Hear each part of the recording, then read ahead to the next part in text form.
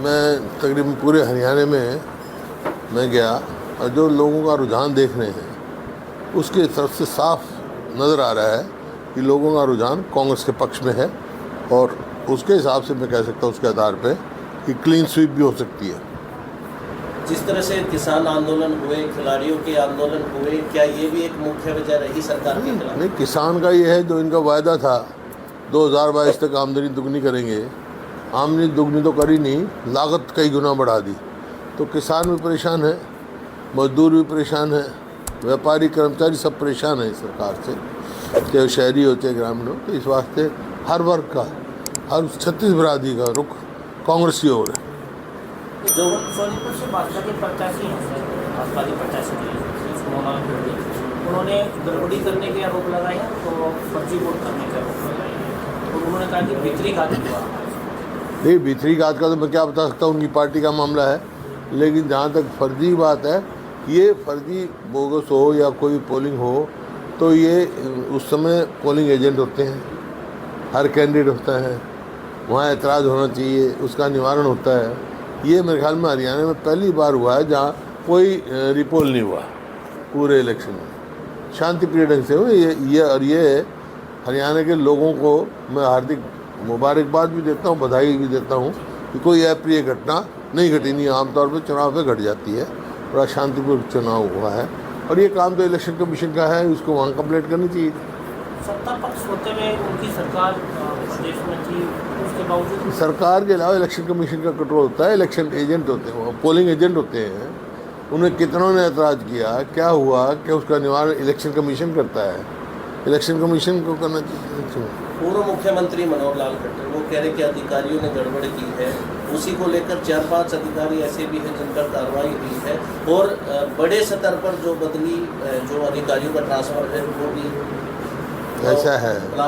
ये भाषा जो है बौखलाई हुई भाषाएं हैं। मतलब ये साफ कहता है कि वो अपनी हार स्वीकार कर चुके हैं, क्योंकि ये तो खुद स्वयं लड़ रहे हैं चुनाव।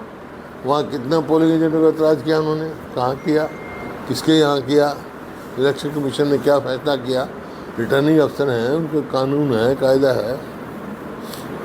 पूर्व प्रधानमंत्री हैं मनमोहन सिंह, उन्होंने कहा कि प्रधानमंत्री की मर्यादित भाषा नहीं है, वो अपनी अलग भाषा। देखिए, कोई भी अगर उच्च पद पर बैठा हो तो मर्यादित भाषा तो होनी चाहिए।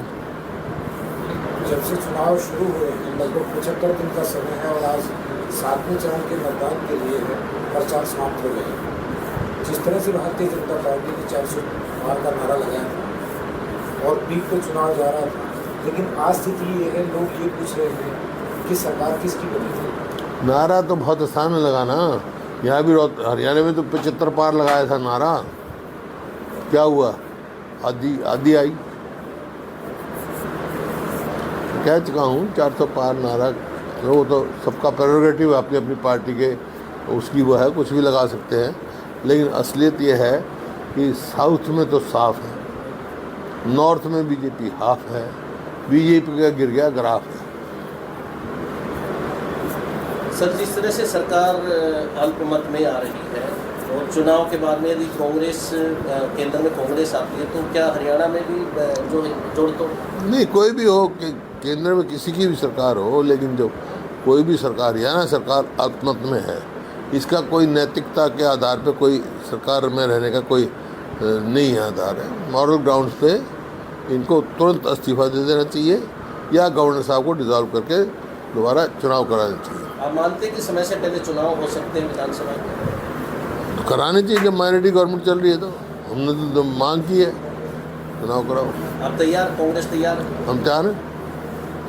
वोट प्रतिशत कम हुआ है पहले से ज़्यादा, पहले से कम हुआ, ऐसा कारण क्या रहा है?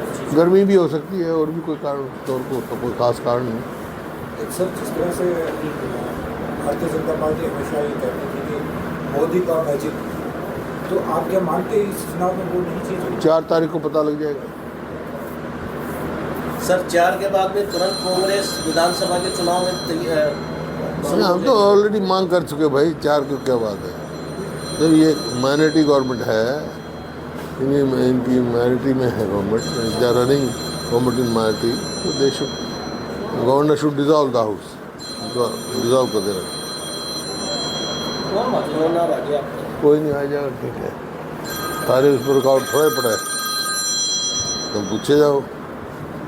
एक सर, हर बार की तरह दिल्ली में अब की बार भी पानी की किल्लत हो रही हैं? है। पानी की किल्लत है दिल्ली के अंदर। अरविंद केजरीवाल ने कहा है कि भारतीय जनता पार्टी की सरकार हरियाणा वाली दिल्ली को पानी नहीं दे रही, रोक रही है। दिल्ली में तो पानी की किल्लत है, रोहतक में हरियाणा में सारा पानी है, रोहतक में कोई किल्लत नहीं, हरियाणा में कोई किल्लत नहीं। पानी की किल्लत है क्योंकि ये सरकार ऐसी सरकार है अपने पानी का हिस्सा ही नहीं ले सकती। भाखड़ा मैनेजमेंट बोर्ड में सदैव जो इरिगेशन का मेंबर हरियाणा का होता था, चेयरमैन हिमाचल से बाहर का होता था, सब नॉर्म्स तोड़ दी। हमारे समय पूरा हिस्सा मिलता था, अब ये पूरा हिस्सा ही नहीं अपने टाइम वहाँ ले आ सकते ही। जब अरविंद केजरीवाल ऐसी बात कहते हैं तो लोग कहते हैं कि वो SYL की पैरवी क्यों नहीं करते हैं, SYL का पानी क्यों नहीं दिलवाते पंजाब से। नहीं, प्रधानमंत्री को दिलवाना चाहिए भाई। भारतीय जनता पार्टी की सरकार है केंद्र में और हरियाणा में भी, सुप्रीम कोर्ट फैसला दे चुका है, फिर ये भी नहीं इम्प्लीमेंट करा सके। सर, वोटिंग के बाद फिर से आपराधिक घटनाएं बढ़ गई हैं, हर हत्याएं हो रही हैं, चोरी लूट हो रही है वोटिंग के बाद 25 मई को। अराजकता फैली हुई है प्रदेश में, कानून नाम की चीज़ तो है नहीं, कानून व्यवस्था सब चरमरा गई है, अपराध बहुत बढ़ रहा है। ये तो मैं शुरू से कह रहा हूँ, जब तो इसको विफल सरकार का मैंने संज्ञान दिया है। ये विफल सरकार है, नॉन परफॉर्मिंग गवर्नमेंट है।